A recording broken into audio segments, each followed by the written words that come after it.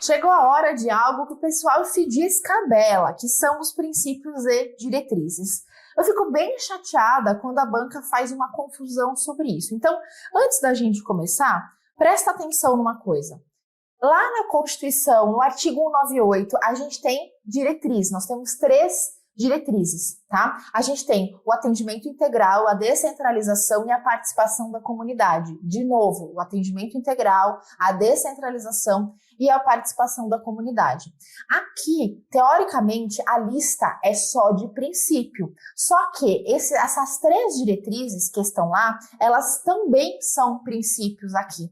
Então, o que dá para dizer, e não esqueça disso, é que todas as diretrizes são princípios também, mas todos os princípios não são diretrizes, porque diretrizes 3, princípios, sei lá eu quantos, muitos princípios. Então, como os 3 daqui certamente estão nessa lista, todas as diretrizes são princípios, o oposto não vale, mas às vezes a banca faz uma grande confusão e coloca assim, são diretrizes do SUS, ela vai lá e pesca um princípio que não é diretriz e diz que está certo, mete recurso nela, porque está claro na lei. Olha como é que está escrito a introdução desse artigo, como está claro, tá? As ações e serviços públicos de saúde, seja os privados, inclusive os privados contratados ou conveniados. Por que contratados ou conveniados? Porque a iniciativa privada, ela participa do SUS na forma de contrato de direito público ou na forma de convênio. Então, são as 2 formas em que a iniciativa privada vai fazer a parceria com o SUS. Por isso que está escrito assim, tá? Então, as ações e serviços públicos de saúde e os privados nesse formato são desenvolvidas de acordo com as diretrizes previstas no artigo 198 da Constituição. Está dizendo que tudo isso se baseia nas diretrizes do 198, ou seja, as diretrizes estão lá, as diretrizes não estão aqui, tá?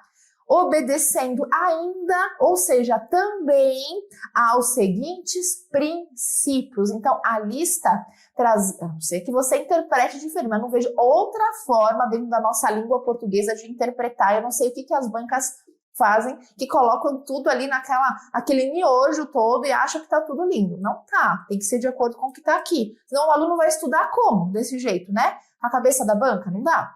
Então, diretrizes estão lá, princípios estão aqui, tá?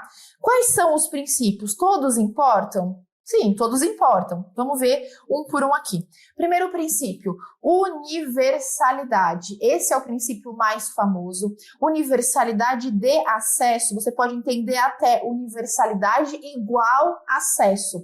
Universalidade é aquele ganho do artigo 2º aqui dessa lei e que diz a mesma coisa no artigo 196 lá da Constituição, que diz que saúde é direito, ou seja, o indivíduo, a pessoinha tem direito ao acesso, ela não demanda mais de uma atividade profissional específica, de registro na carteira, de caridade, ela não demanda de nada, porque ela tem direito à saúde, tá? Ela tem direito ao acesso.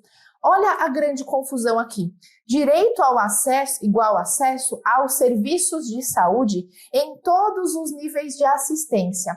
Em todos os níveis de assistência, isso quer dizer, mais para frente nós veremos, integralidade, a oferta variada que se espalha por todos os níveis de atenção, que oferece várias densidades tecnológicas, isso é integralidade. O acesso a tudo isso é a universalidade.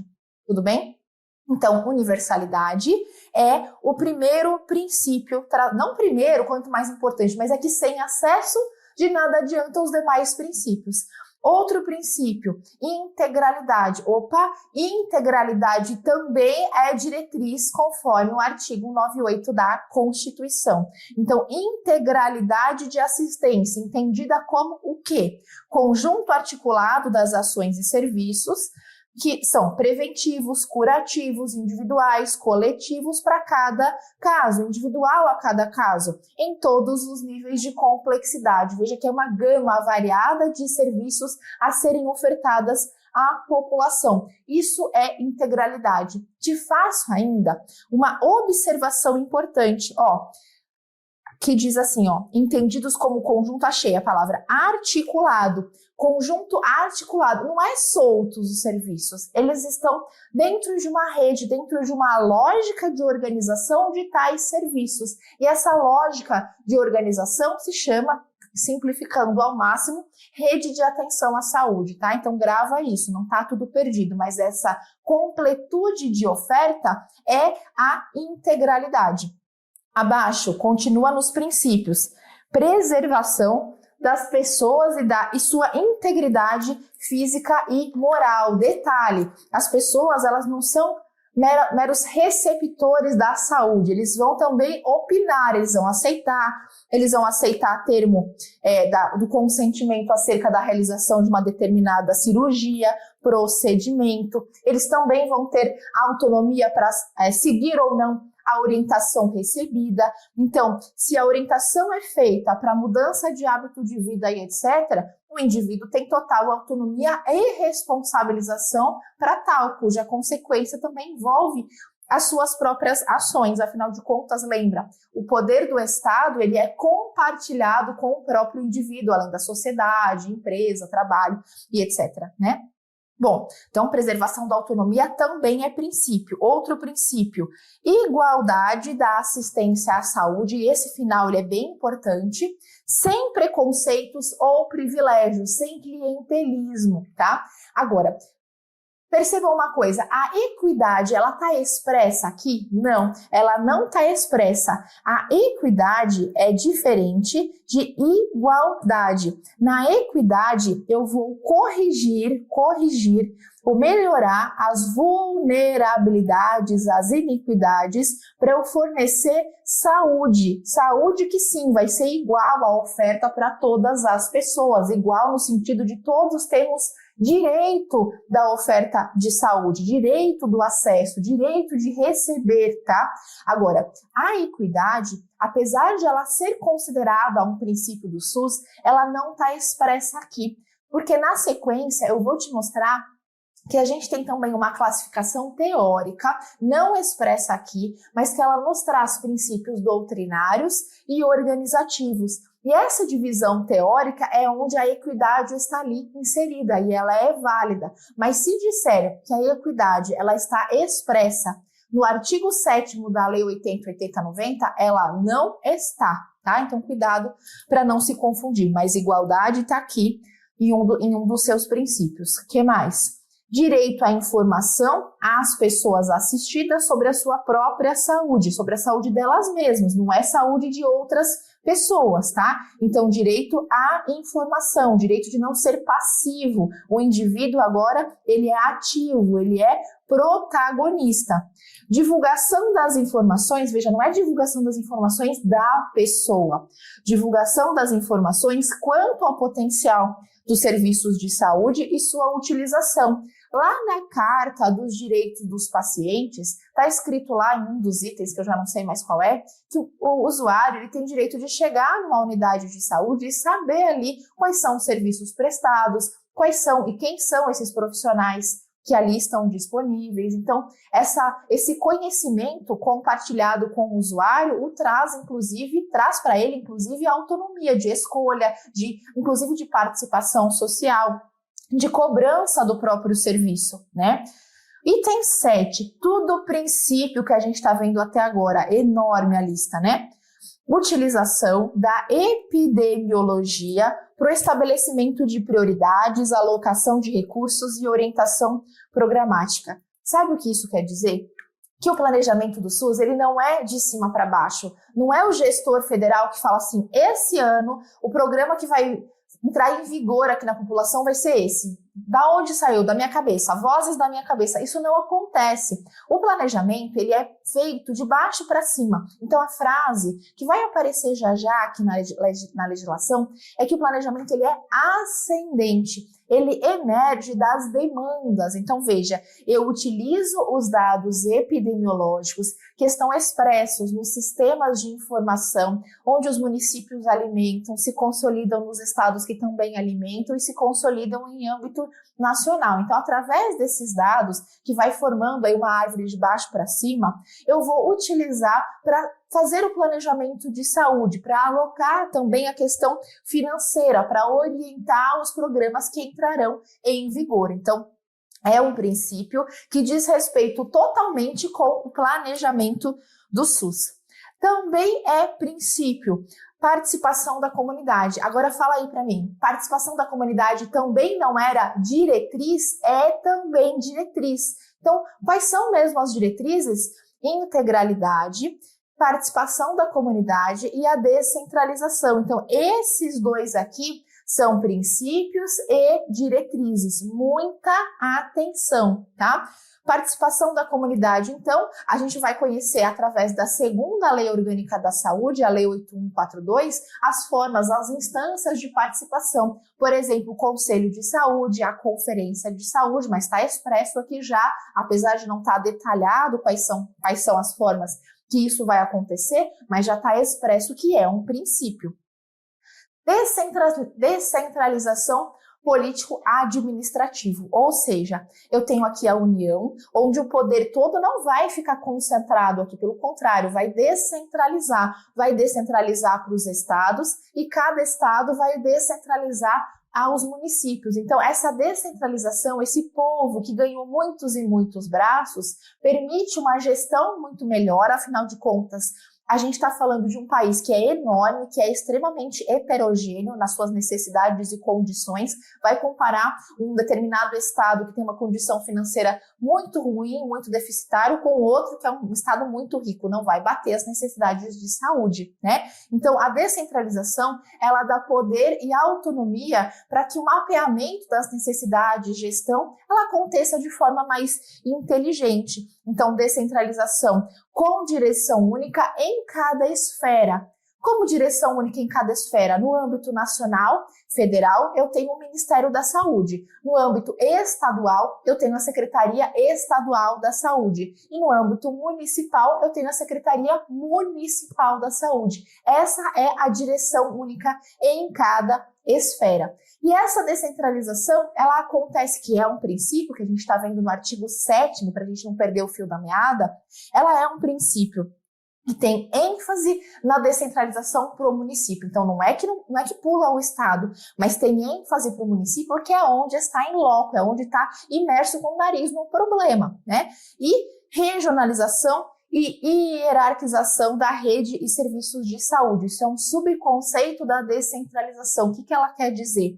Regionalizar, ou seja, a formação de regiões de saúde, não só para agrupar regiões cuja o interior tem as suas coincidências, algo coincidente que permite um melhor planejamento, uma distribuição de recursos e equipamentos mais adequada, como hierarquização, que é a organização dos serviços, numa hierarquia que não tem a ver com hierarquia quanto à importância, tem a ver com uma hierarquia quanto à complexidade, quanto à oferta tecnológica. Então, eu terei a atenção básica, que seria a atenção primária, eu terei a atenção secundária, a atenção terciária e por aí vai. Essa organização, que habitualmente a gente encontra em forma de pirâmide, ela não tem a ver com importância. A importância já foi desconstruída há muito tempo, porque esse raciocínio ele realmente ficou por um determinado tempo. Não, tem a ver com a quantidade de oferta e com o uso de tecnologias mais avançadas, tá? Então, tudo isso, ou seja, a regionalização, a hierarquização e a ênfase para os municípios são subcontextos da descentralização, que é um princípio e que também é diretriz, tá? Outro princípio que a gente está na lista dos princípios, integração em nível executivo, mão na massa, das ações de meio ambiente, saneamento e saúde. Então, muitas ações serão de competência também do SUS quanto a esses temas, integrando essa execução. Outra diretriz, temos várias, tá?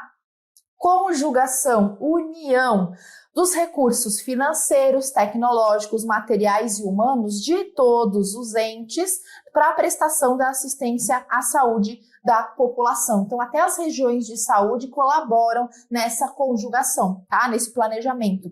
capacidade de resolução dos serviços em todos os níveis de assistência. Hora ou outra, aparece na prova que a resolutividade é um princípio. Eu marcaria como certo, porque resolutividade é a palavra que expressa esse princípio. Quando eu digo que eu preciso de capacidade de resolução em todos os níveis, quer dizer que a atenção básica ela precisa ser resolutiva até o seu máximo de capacidade, que a atenção secundária ela precisa ser resolutiva até o seu grau máximo de capacidade e por aí vai, para que não vire um grande ping-pong o usuário. Bate na atenção básica, já encaminha para a atenção secundária, nem esgotou a sua capacidade de atendimento e essa não é a proposta. Então, é princípio a resolutividade.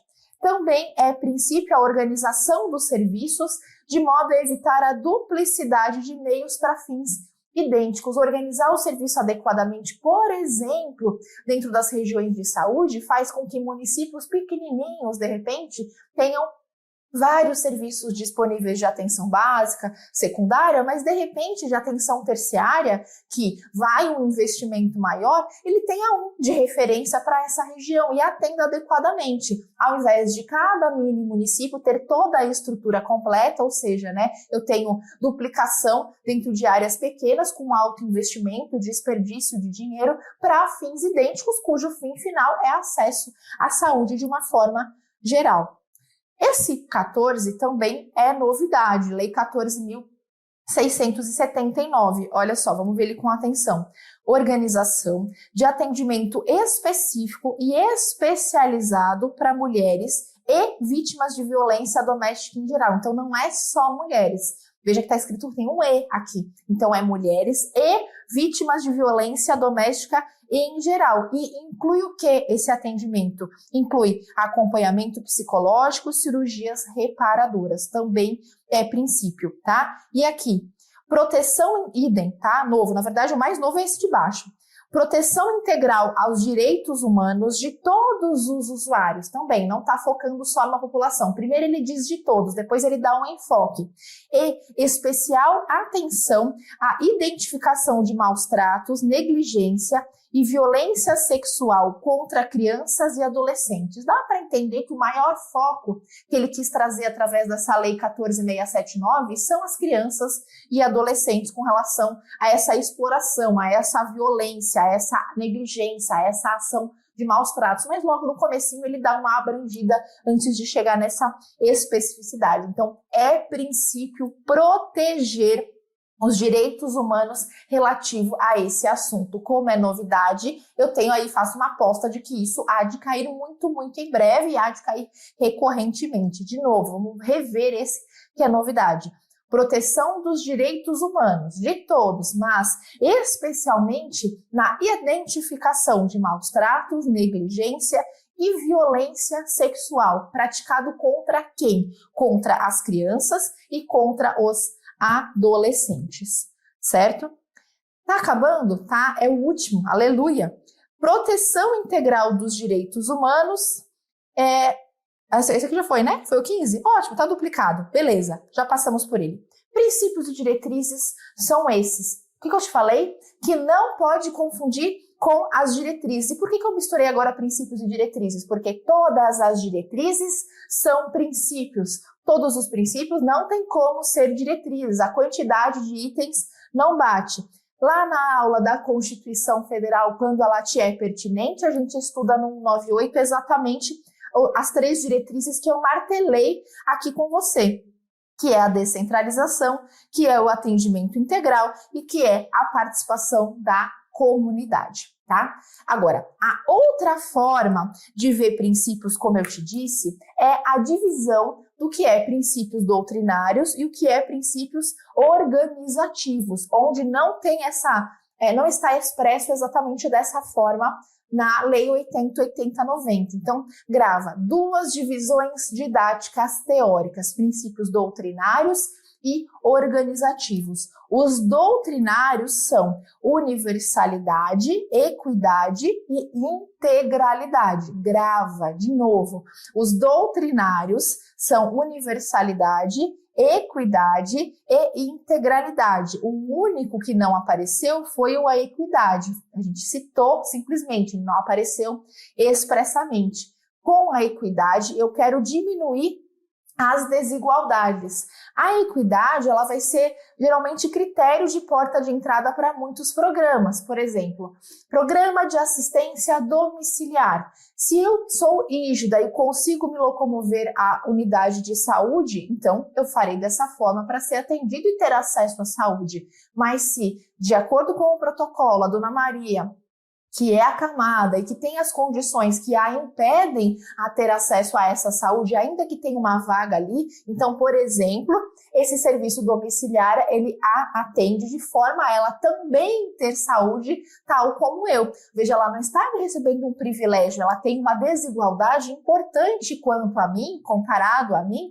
que a impede de acessar um serviço de saúde, só para fins de exemplo. Então, a equidade, ela tende a achatar, a igualar as diferenças gritantes, trazendo uma melhor uniformização do direito à saúde. Então, equidade é princípio, conforme o artigo 7º, não está lá expresso, mas a interpretação da literatura é que a equidade é um princípio doutrinário. E quais são os organizativos? A gente tem a regionalização e a hierarquização. Lígia, mas apareceu isso lá no artigo 7º?